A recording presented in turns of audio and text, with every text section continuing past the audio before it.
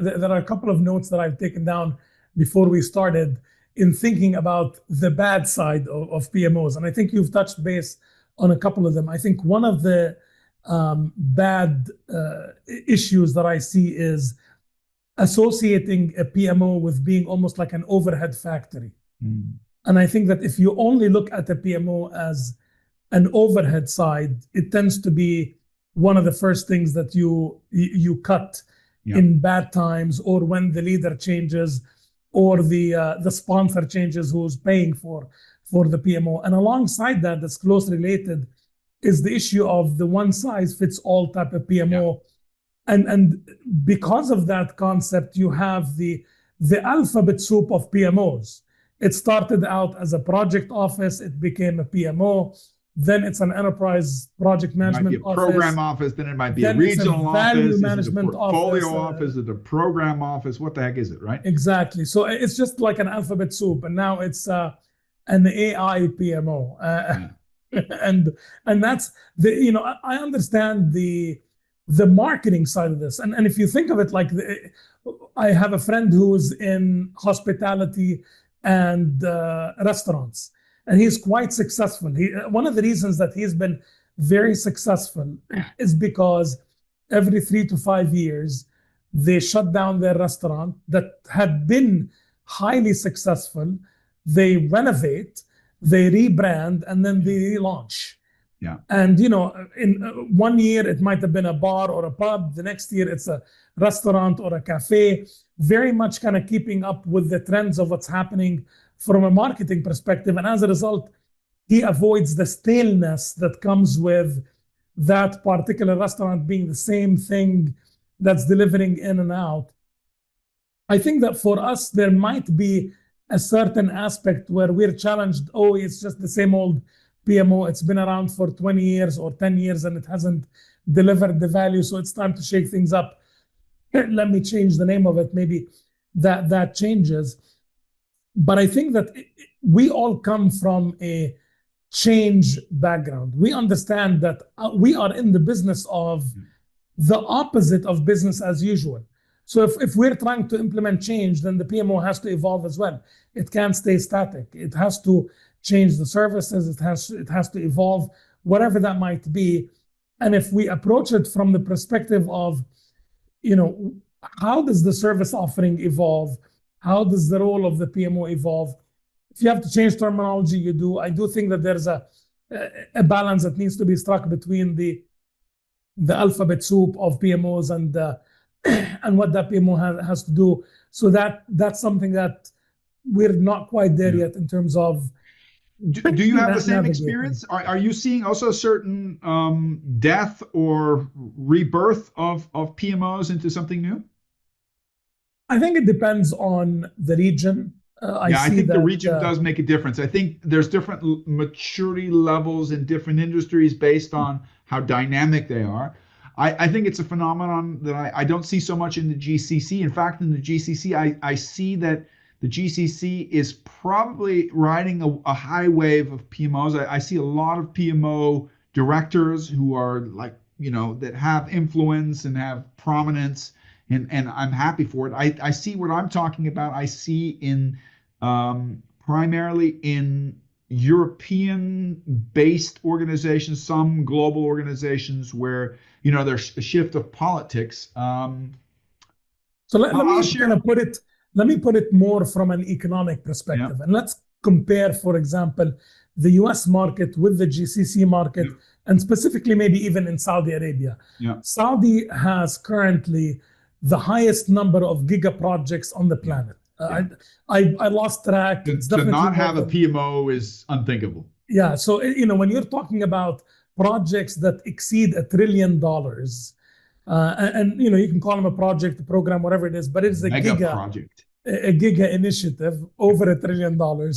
It requires heavy-duty project management and some serious thought in terms of how you approach it, how you set it up. But again, this is in the context of a specific economy that is building a new city in a growth trajectory that is very different than a US mature infrastructure market like the last time that a major city in the US had to think of this was probably at least 40 years ago. Yeah. Now, like in the context, like take a city, for example, like Chicago, that has a very mature infrastructure, urban development, so forth. You're not going to have $1 trillion, probably not hardly $1 billion project within the context of that. Now, you're seeing a re-emergence of this because as cities in the US and economies are looking at an infrastructure overhaul or an uplift, you're seeing some rejuvenation and a need for more project management maturity. So it's just kind of a difference in terms of how you approach it. Similarly, like when I was in the US managing large, complex IT programs or projects within the IBM context, we were talking about projects that were, like 30,000 hours of programming just for the software development. That's quite complex, at least at the time, as compared to a small IT, third-party implementation somewhere else. So the type of organization, where it is, as well as where you are in the world, very much kind of influences how you see the need for PMOs and projects, and subsequently how the profession grows as well. But for the most part, most organizations in the US that consider themselves mature are probably at least on their second iteration of PMOs. They've implemented the PMO probably a solid 20 years ago. They've either refined it, evolved it, did away with it, and then brought it back. That's different from, for example, some of the giga projects that you see where they're just starting out and they're establishing their first PMO. So there tends to be a very different dynamic in terms of how you interact with that. I'm listening to you and I'm seeing it from a different perspective. I hadn't really thought of the maturity of a company, of a market, of an economy, and how that plays a role. This is what I would say. It'd be interesting to hear if you agree with it. I still think, regardless of what the maturity is, for me, if you are an organization of a certain size, okay, and projects play a role in your organization, there's always a need for a PMO. Maybe I would give the caveat: you shouldn't take your resources and your status for given.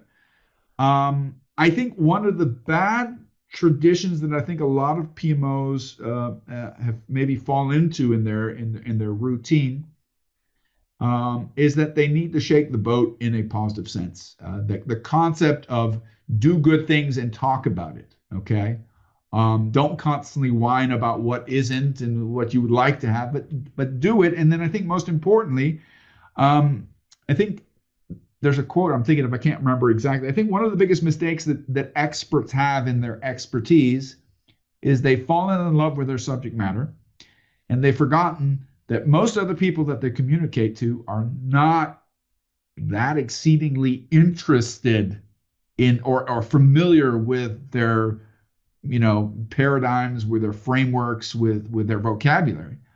And if you don't have the patience and the finesse and the grace and the marketing ability to talk to people who are not as interested in your subject matter and make them interested, I think, there's an old saying: every time you point a finger at somebody, it's because of, the executives, they're not giving us the awareness. My question is, every time I've been in a PMO, I've managed to make a big bang, Are you even trying to reach out? I mean, the first question I ask people when they're in a PMO, I said, "Who's your sponsor?"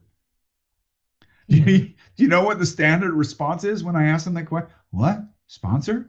I said, yeah, who's your PMO sponsor? Oh, I thought only projects have sponsors. I said, well, they should and often don't either. I said, but you in particular need to have a sponsor. Oh yeah, but we have the practice guide talks about having multiple sponsors because sometimes it's difficult to have one. It might be like an executive steering committee, which I think is a workaround as well. But I said, you know what, if you're never going to have the same status as a department with resources and committed budgets and being an understood part of the overall organization's drive. So the only way for you to survive is you need to have the ear of a god or a demigod. You know, you need that protection. You need somebody who says, you know, and I'll go back to what you said, and I think you really hit the nail on the head when you said it.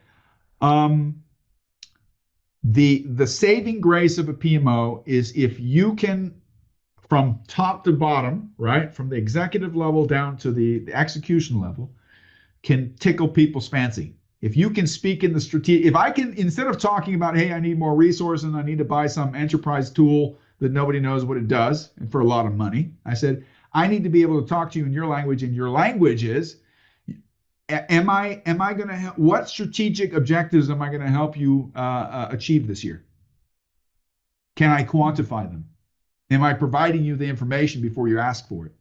Okay. Am I asking you questions that are interesting? Because I think the number one feedback I get from executive steering committees when it comes to the meetings last too long. They're way too much in detail, and we're not interested in the detail. We want a good management. Can't you give us a one-page summary? Right? Mm-hmm. That's a skill set that I think a PMO needs to do. So I think